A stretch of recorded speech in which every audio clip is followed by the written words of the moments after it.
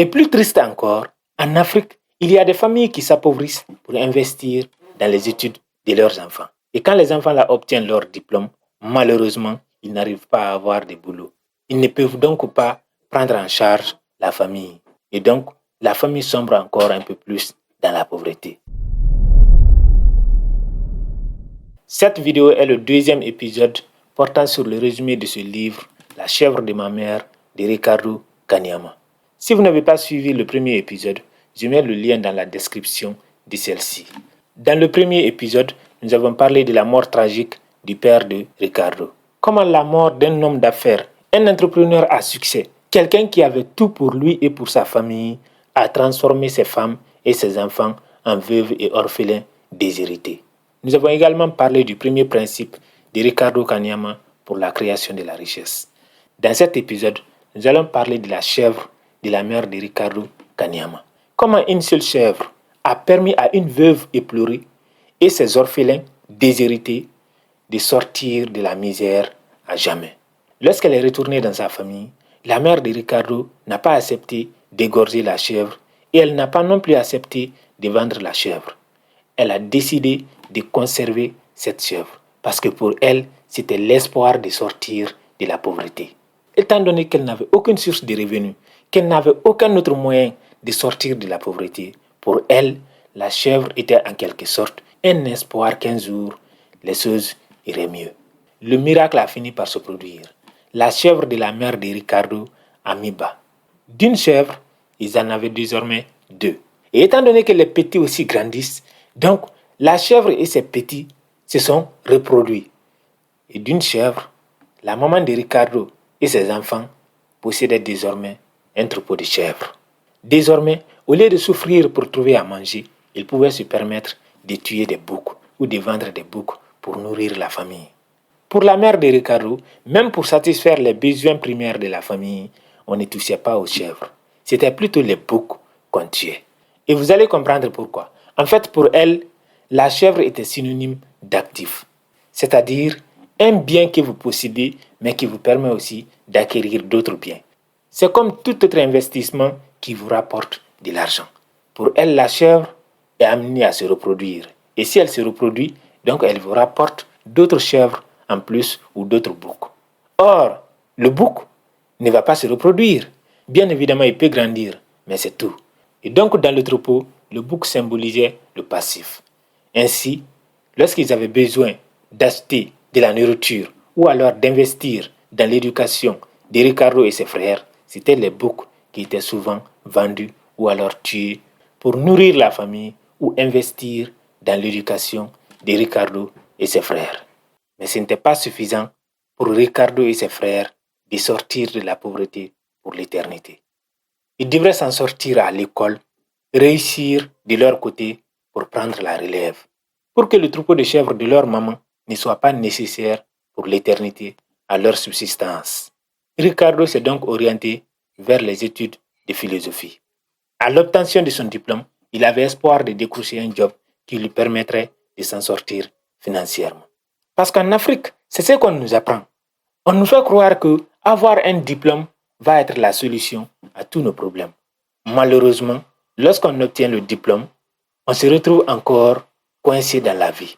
On a des boulots parfois dont le salaire est inférieur au transport que nous payons pour aller travailler. C'est la triste réalité de l'Afrique et Ricardo en a fait les frais. À l'obtention de son diplôme, il n'a pas eu de proposition de job fiable. Et plus triste encore, en Afrique, il y a des familles qui s'appauvrissent pour investir dans les études de leurs enfants. Et quand les enfants là obtiennent leur diplôme, malheureusement, ils n'arrivent pas à avoir de boulot. Ils ne peuvent donc pas prendre en charge la famille. Et donc, la famille sombre encore un peu plus dans la pauvreté. C'est ce que témoigne d'ailleurs Ricardo dans son livre. La majorité des revenus générés par le troupeau de ma mère furent investis dans mes études et celles de mes frères. Mais avec un diplôme de philosophie en main, je ne trouvais pas de boulot. Après 3 années avec mon nouveau diplôme, je ne gagnais que $15. À 28 ans, mon rêve de réussir avec mon nouveau diplôme n'avait toujours pas été réalisé. Je craignais alors d'atteindre la trentaine sans avoir fondé une famille et sans être capable de me prendre en charge et de prendre en charge ma mère dont le troupeau avait été investi dans nos études. Il était terrifié et préoccupé par sa situation. Il s'est donc posé un certain nombre de questions. Comment peut-on réussir lorsque l'on est issu d'une famille pauvre en Afrique? Comment avoir les fonds de départ pour lancer ses affaires? Parce qu'avoir des idées innovantes, c'est bien. Avoir un esprit d'entrepreneuriat, avoir des projets plein la tête, c'est toujours bien. Mais derrière, on a besoin de quelque chose pour commencer. On a besoin soit d'argent, soit du matériel. Dans tous les cas, il faudra posséder au moins un petit quelque chose pour commencer. Dans sa situation, il ne savait pas où il pouvait avoir ce quelque chose-là. Il s'est donc posé la question de comment quelqu'un comme lui, quelqu'un dans sa situation, pouvait s'en sortir en Afrique. Et à ces questions malheureuses, ses connaissances scolaires, sans surprise, ne lui permettaient pas de trouver une réponse. En Afrique, on enseigne aux gens la géographie du monde, la politique internationale, mais à aucun moment on ne va vous enseigner la création de la richesse, l'investissement. Comment partir de zéro pour créer une entreprise, mettre en place une entreprise qui va te permettre de sortir de la pauvreté à jamais. En Afrique, dans les universités, on préfère parler d'histoire, de géographie, de politique. Mais Ricardo avait un avantage. Il a décidé de ne pas reposer ses problèmes sur Dieu. Parce qu'en Afrique, comme on le sait souvent, la plupart des gens préfèrent laisser le tout à Dieu. On prie et on attend que la solution miracle nous descende du ciel. On pense que c'est Dieu qui doit descendre du ciel pour venir investir à notre place, venir travailler dans nos projets et ensuite nous donner le succès lorsque nous nous réveillerons de notre sommeil profond. Et d'un autre côté, Ricardo s'opposait farouchement à la théorie de la plupart des pauvres Africains selon laquelle l'argent est source de problèmes. L'argent ne fait pas le bonheur. Ricardo était convaincu que l'argent était la solution à ces problèmes et il était prêt à tout pour gagner de l'argent. Selon Ricardo, l'argent est la solution à nos problèmes et la galère est source de tous nos maux en Afrique. Il prend l'exemple des autres continents comparés à l'Afrique. C'est en Afrique où il y a le plus de galères et c'est exactement en Afrique où on a le plus de problèmes. Donc pour lui, ne pas avoir les moyens financiers, ne pas posséder d'argent est déjà en soi source de problèmes. Il a donc réfléchi à des solutions potentielles pour sortir de la pauvreté. Ricardo s'est projeté sur la situation de sa famille.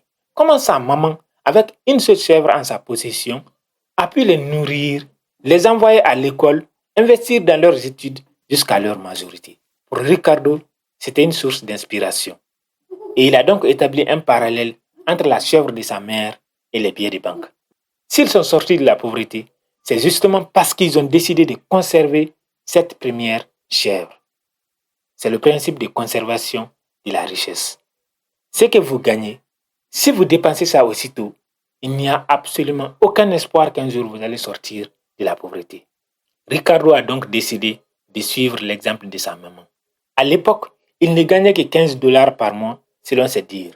Mais comme lui-même le dit, quand vous aimez l'argent, quand vous décidez de conserver l'argent que vous gagnez, si Dieu vous donne peu et que vous arrivez à conserver le peu là, Dieu va vous donner beaucoup. Si ce que Dieu vous donne, vous arrivez à investir ça convenablement, à préserver cela, Dieu va vous ouvrir des grandes portes. Il s'est donc lancé un certain nombre de défis.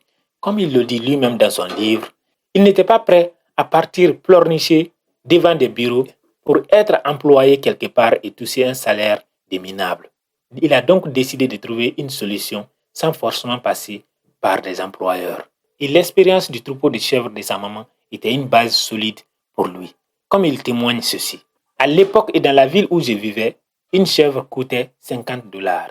Et je me suis donc posé la question, comment une analphabète comme ma mère avait pu partir d'une chèvre à un troupeau de chèvres? Et surtout, si une chèvre coûte 50 dollars, cela veut dire que ma mère a quitté de 50 dollars à des centaines de milliers de dollars tout en élevant ses 6 enfants. Ricardo a donc compris que à chaque fois qu'il va économiser 50 dollars, c'est comme s'il possédait une chèvre. Et à chaque fois qu'il va dépenser 50 dollars, c'est comme s'il avait tué une chèvre. Garder donc 50 dollars et le faire fructifier revenait à nourrir la chèvre pour qu'elle se reproduise pour donner un troupeau. En partant du principe que une chèvre égale à 50 dollars, Ricardo a décidé d'économiser 50 dollars pour posséder sa première chèvre. Parce que pour lui, s'il arrivait à conserver suffisamment d'argent dans ces 15 dollars par mois jusqu'à atteindre les 50 premiers dollars, alors il pourrait se servir de l'exemple de sa mère pour acquérir son troupeau à lui aussi, qui équivaut donc à la fortune. Et comme on le dit souvent, à cœur vaillant, rien n'est impossible. De 50 dollars, Ricardo est arrivé à 400 dollars d'économie. Mais comme vous pouvez vous en douter, ce n'était pas suffisant. Économiser beaucoup d'argent n'est jamais suffisant. Peu importe comment vous accumulez la fortune, même si vous gagnez des millions par mois, si votre objectif est de conserver cet argent dans un compte bancaire, ça ne va pas être suffisant pour vous sortir de la pauvreté à jamais. De surcroît, pour quelqu'un comme Ricardo, qui ne peut économiser que des dizaines de dollars par mois, ce n'était pas la solution pour sortir de la pauvreté. Il fallait donc qu'il investisse l'argent qu'il gagne s'il voulait sortir définitivement de la pauvreté. Le deuxième principe de la création de la richesse, c'est avoir des objectifs élevés. Ricardo s'est fixé au départ un objectif d'économiser 50 dollars. Il a ensuite atteint 400 dollars, puis 500 dollars et ainsi de suite jusqu'à ses premiers millions. Pour Ricardo, plus vos objectifs sont grands, plus vous êtes motivé et plus vous donnez la chance de dépasser vos limites. À la fois financièrement, mais même émotionnellement, vous allez atteindre d'autres dimensions qui étaient au préalable impossibles pour vous à atteindre. Fixez-vous des objectifs que vous-même au départ pensez être incapable à atteindre. Mais la quatrième chose à garder à l'esprit, c'est que vous devez à tout prix éviter les escrocs. Les escrocs sont à la base de la misère de la plupart des Africains. On fait des économies et après on donne ça à quelqu'un d'autre pour investir à notre place. Faire confiance à des personnes qui n'ont pour ambition que de prendre votre argent et de s'enfuir avec. Vous faites tout votre possible pour économiser le maximum possible. Quand vous atteignez votre objectif d'économie, il y a des gens autour de vous dont le seul objectif, l'unique ambition est de venir vous dépouiller de votre argent. Dans son livre, Ricardo nous dit ceci. En général, la majorité des individus autour de nous n'ont pas la culture des affaires. Ils ne sont pas préparés à partager les gains d'une affaire avec des associés. Ils vous parlent d'affaires avec la promesse de partager le gain juste pour avoir votre argent. Une fois celui-ci acquis, ils ne tiennent plus parole. C'est l'une des formes courantes de l'escroquerie. Nous les connaissons en Afrique. Ils sont parfois parmi les personnes aisées, comme ils sont aussi parfois parmi les plus pauvres. Mais une chose est sûre, lorsqu'ils vous demandent de l'argent pour collaborer avec vous, sachez tout simplement que c'est pour bouffer votre argent. S'ils sont un peu plus fortunés que vous, ils vont profiter de leur position pour prendre votre argent et continuer à s'enrichir encore plus. Et s'ils sont plus pauvres que vous, quand ils vont récupérer votre argent, ils vont se dire que vous n'avez pas besoin de cet argent. Vous avez déjà assez d'argent. C'est comme ça que ça marche. Et c'est pour cette raison que c'est très difficile de voir des Africains qui collaborent et qui réussissent ensemble dans un projet important. Parce qu'on ne peut pas se faire confiance mutuellement. Certains veulent travailler honnêtement, alors que d'autres veulent juste profiter, récupérer l'argent des autres et fuir avec. Ça, c'était la deuxième partie du livre de Ricardo Kanyama, un best-seller africain que je vous recommande de lire. N'oubliez pas de vous abonner à cette chaîne, de liker cette vidéo si vous avez aimé et surtout de laisser un petit commentaire en bas de la vidéo.